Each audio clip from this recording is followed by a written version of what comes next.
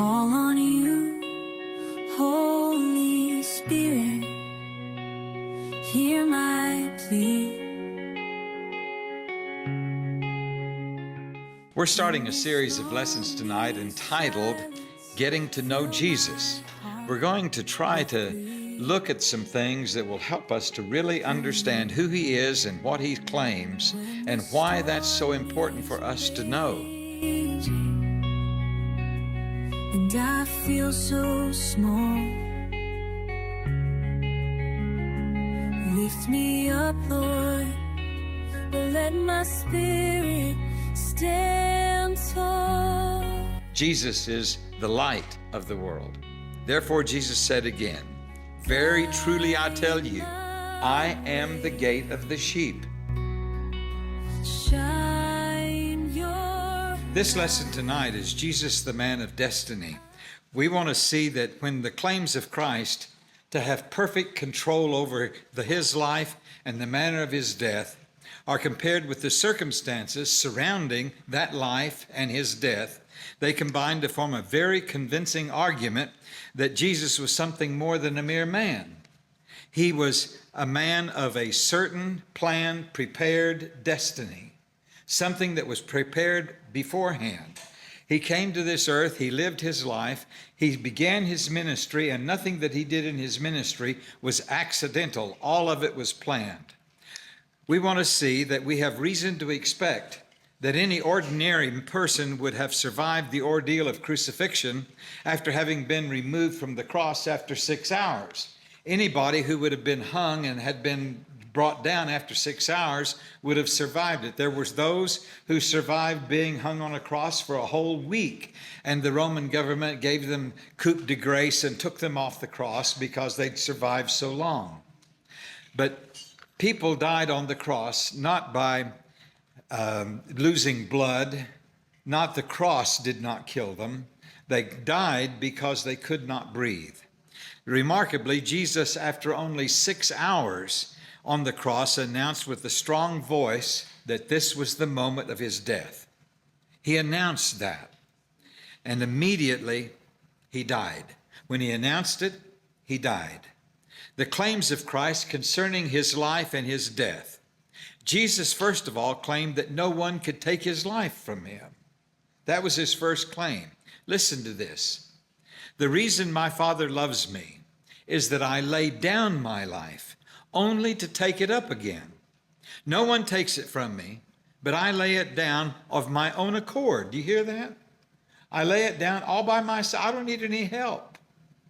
I lay my life down. I have authority to lay it down and authority to take it up again. This command I received from the Father. Now the facts have to verify that claim. He said in substance that he had power over his life. The fact that he says no one can take my life from me is tantamount to saying that he has power and control over his own life and over the circumstances of those around him. He has control over all of that. So he would have power to control the lives of everybody else. He actually has power to keep anyone who would who would make an attempt upon his life to not be able to fulfill that. He has power to keep that from happening. Now, Jesus claimed that he had power to lay down his life, right? That's what the scripture says. John 10, verse 18. "No one takes it from me, but I lay it down of my own accord. I have authority to lay it down and authority to take it up again. This command I received from my Father." In this, he claimed that he had the ability to, whenever he wished, that such power would have been considered very desirable for somebody having been on a cross, to be able to take their life anytime they wanted to. Jesus isn't talking about committing suicide. He's not speaking about that. He's speaking about sacrificing himself. That's what he's talking about. Nobody can take his life. His life is his to lay down. He's going to lay his life down without anybody's help at all. He himself has the power to lay it down and will lay his life down at the time he chooses. Now, the facts have to verify these claims. We have to look at the facts and see, did that really happen that way? Jesus claimed that he would die by crucifixion. That's his second claim. First claim, I lay my life down. No one can take my life. Second claim, Jesus claimed that he'd die by crucifixion. Matthew 20, verse 17 through 19. Now, Jesus was going to Jerusalem. On the way, he took the 12 aside and he said to them, we're going to Jerusalem, and the Son of Man will be delivered over to the chief priests and the teachers of the law. They will condemn him to the death and will hand him over to the Gentiles to be mocked and flogged and crucified. And on the third day, he'll be raised to life. Now, that's in Matthew chapter 20 when he says that. That's just before the end of the chapter, just before he goes to Jerusalem. He says, we're headed there. And here's what's going to happen there. In John 3, verse 14, very early in his ministry, he said, just as Moses lifted up the stake in the wilderness, so the Son of Man must be lifted up. You hear that? Just like the snake was lifted up. What happened? You remember that story in the Old Testament? When they were traveling through the land of, through the desert of Sinai, God sent snakes to devour the people because they'd been sinful. And then he gave them a relief from that. He told them they could make a snake out of bronze and put it up on a pole, and anybody who looked to that snake when they were bit would live. And that was their salvation. He said, just like that snake that was put up in the wilderness, I'll be put up. John 8:28, Jesus said, when you have lifted up the Son of Man, then you will know that I am he. You'll know I'm the one I claim to be. Now, he didn't say, I am he. The he is added by the translators of the Bible. What he said was, when you've lifted up the Son of Man, then you will know that I am. That's who he's claiming. He says, and that I do nothing on my own, but speak just what the Father has taught me. And then the last one, John 12, verse 32 through 33. He said, and I, when I am lifted up from the earth, will draw all people to myself. He said this to show the kind of death that he was going to die. So he's saying, I'm going to die by crucifixion. Matthew chapter 16, verse 21 through 22 is one of the first times when he's told his disciples this. He was in Caesarea Philippi, traveling near the coast of the Mediterranean Sea, and he had his disciples with him. And he said to them, from that time on, Jesus began to explain to his disciples that he must go to Jerusalem and suffer many things at the hands of the elders, chief priests, and teachers of the law, that he must be killed, and on the third day be raised to life. Peter took him aside and began to rebuke him. He was telling him, that's not going to happen to you. This will never happen to you. Never, Lord. And Jesus turned to Peter and said, get behind me. And he called him Satan. Get behind me, Satan. You are a stumbling block to me.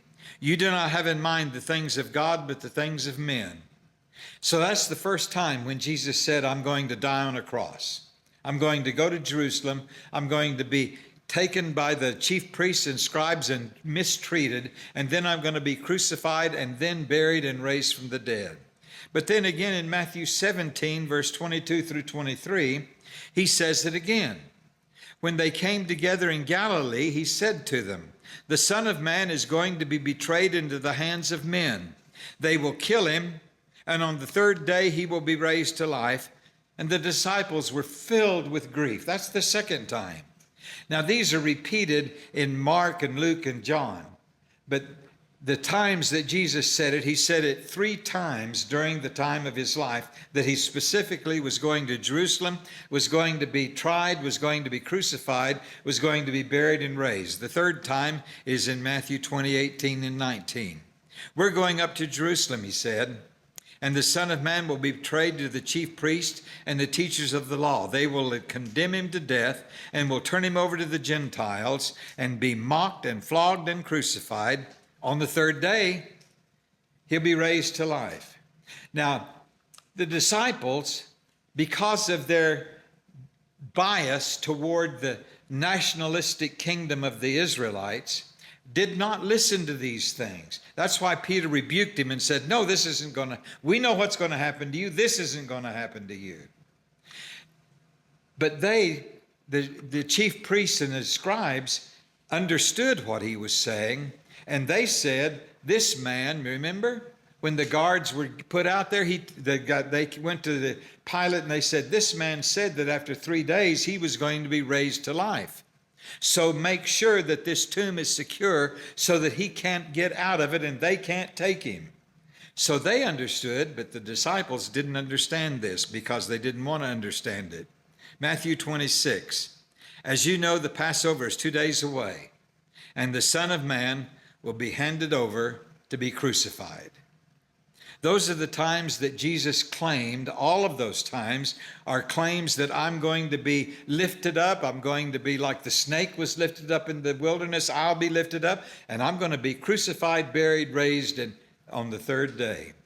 Throughout his life, there were attempts to kill Jesus by other means other than crucifixion, many times. The reason assigned to these unsuccessful attempts was that Jesus' hour had not yet come. Every time they tried, it was because his hour had not yet come. The time was not right for him to die.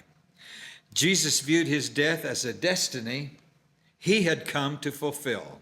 He always claimed that he would die by crucifixion. Crucifixion is completely contrary to the way you would expect a Jew to die, by government means. You would expect them to be stoned to death, not to be crucified. Only the Romans crucified people. Jesus hadn't ever done anything to defend the Roman government. Never. And so you would never have expected him to be crucified. But he claimed that he would die by crucifixion and at a particular time. My hour, he said, is not yet come. John 2, verse 4. My hour is not yet come. This phrase, my hour is not yet come, is stated in such a way as to make us understand that there was a particular time, a time when he was going to be put to death, that he's moving toward, to be brought to the earth to fulfill this time. My hour is not yet come, he says again in John 7, verse 6. There are certain times to make known by some means, by some manifestation, that the time has come. There's going to come a time when people are going, he's going to pronounce it's time. John 7, verse 30. Then the leaders tried to arrest him. That's one of the first times. But no one laid a hand on him because his time had not yet come. You see that? And then in John 8, verse 20, Jesus made these statements while he was teaching in the section of the temple known as the treasury. But he was not arrested because his time had not yet come. Jesus identifies that hour. He says that hour is coming. He says it's the hour of his glorification. It's when he's going to be glorified. Listen to this. John 12, 23 through 24. Jesus replied, the hour has come for the Son of Man to be glorified. So it's there, isn't it? The hour has come. I tell you the truth. Unless a kernel of wheat falls to the ground and dies, it remains only a single seed. But if it dies, it produces many seeds. It is the hour of his death that he's talking about. He's saying the hour has come. John 12, 27 through 28.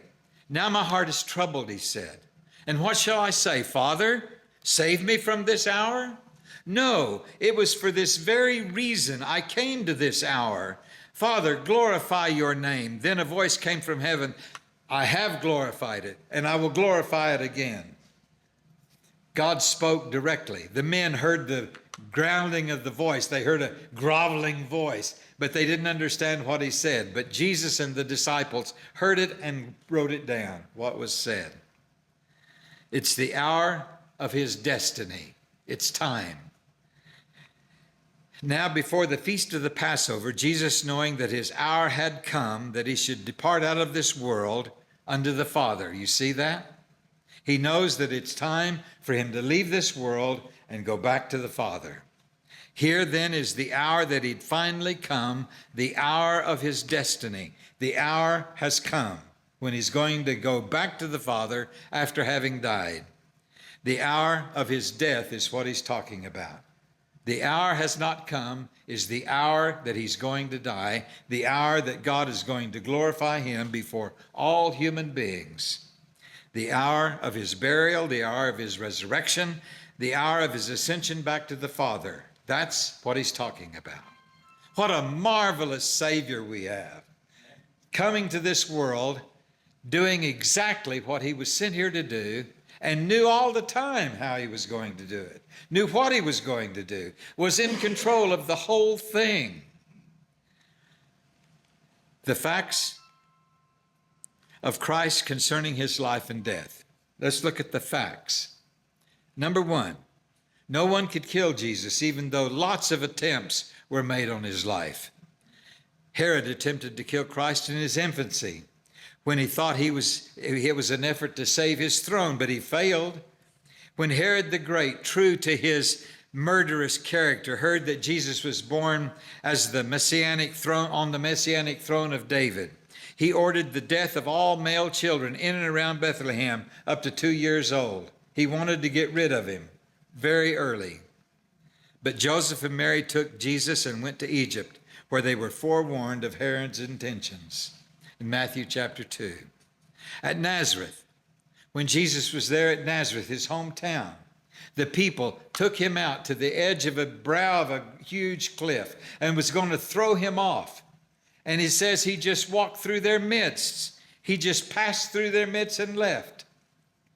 And then officers were sent by the ruling Jews to arrest Jesus. But even the arrest was not carried out. They went with the intent to arrest him, but did not arrest him. They said, "We've never heard a man speak like this." What they saw in Jesus Christ impacted them so that they did not arrest him. A number of attempts to kill Jesus by stoning also failed. John 8, John 10, verse 31, and again in John 10, verse 39. His destiny wouldn't allow him to die any other way, at any other time, than as that determined by the Father. Acts 2, verse 22 through 23. He died by God's intent and purpose, and the Jews put him to death at God's bidding. God planned it before the time ever began and fulfilled it at exactly the right time, when Daniel the prophet said it was going to occur. And when Isaiah said it was going to occur and how it was going to occur, God did exactly what he planned. Jesus was a man of destiny. His entire public ministry was threatened by attempts to kill him, one way or another. In John 5:18, John 7:1, John 19, John 7:19 and 25, chapter 8, chapter 11, all of those times they tried to kill him by other means and they never could. Why? Because it wasn't time. His time had not yet come. Jesus' life during his ministry was continually under the threat of death, but all attempts failed. The futility of their attempts upon his life confirmed his claim to have power over his life and over theirs, to the extent that they couldn't kill him even though they tried. Jesus died at the moment of his own choosing. He chose the moment. Death by crucifixion took 36 to 72 hours. Death of a crucified one was brought on by exhaustion and starvation, not by loss of blood. Or they died because of heat stroke, or they died because insects made them get diseases, or birds plucked out their eyes and they got diseases in their eyes. But they didn't die by crucifixion. They died by some other means. Jesus, that's why they went to break the legs of those thieves, so that they would die before the next day, because if they can't push themselves up, they'll die by exhaustion. They can't breathe. If they can't pull themselves back up, they can't breathe. And so they die. But they came to Jesus and he was already dead. So they didn't break any of his legs. But just to make sure, the guard took his Roman spike and rammed it in Jesus' side. And pulling that thing out left a gaping hole, and blood and water came out. Jesus was already dead. His blood had already separated. Jesus died in just 6 hours on the cross. No one had ever done that. The least time anyone had died on the cross was 36 hours, and people died up to 7 days, lived up to 7 days on the cross. This explains Pilate's surprise when he learned that Jesus was already dead. He said it was too soon. This is too soon. How is this happening? And he called in the centurion, and the centurion confirmed he's dead. This man died when he got good and ready. That's when he died. His death was planned. It was at a time he knew, and he knew when it was going to happen, and he would fulfill that. John 19, verse 30. He bowed his head and gave up his spirit. Jesus died voluntarily. He didn't die by the crucifixion. He gave his own life up when he was ready to give it up. He chose the very moment of his death, and in an effort of his own will, he died. This is made clear in the following accounts. Listen to these. And when Jesus had cried again in a loud voice, you can't cry in a loud voice when you're dying. I mean, if you're dying and you're in the throes of death, you barely have any voice. You struggle to talk. You can't talk with a loud voice. You talk with a loud voice because you have plenty of air in your lungs and you're not weak. With a loud cry, Jesus breathed his last, Mark 15:37. Jesus called out in a loud voice, "Father, into your hands I commit my spirit." When he had said this, he breathed his last. Jesus said, "It's finished." With that, he bowed his head and gave up his spirit. What the disciples saw, what they said happened, is that Jesus died on the cross at the moment he chose. He said, "It's finished." And he doesn't breathe in or out again. How do you do that? We can't do that. But Jesus had been told by his Father, "You can do this." And he did it. He chose the very moment of his death. Let's conclude. Christ's claims are confirmed by his life and his death. All the facts are contrary to the normal expectations of death and the agony of death. Jesus didn't die like any other person has ever died on the face of this earth. The facts surrounding the life and death of Jesus Christ are such that they lend great weight to his claim to be the Son of God. Attempts to either capture or kill him prior to the time of his own choosing were stopped one after the other. They never occurred. His death on the cross was way too soon for any normal kind of dying on the cross. Jesus' death by crucifixion, not by some other way, fulfilled every one of his prophecies. This plus his confidence throughout his life, even to the moment of his death, that he could accomplish on his own his purpose, shows that he is in control. No one could take his life. Not only his own life, but he also controlled the lives and the circumstances of everybody else around him. His death on Calvary was not a failure. It was the victorious conquest over sin and death. Jesus was a man of a certain pre-planned, prepared destiny. He came with a job to do, did it, and went home. God bless you.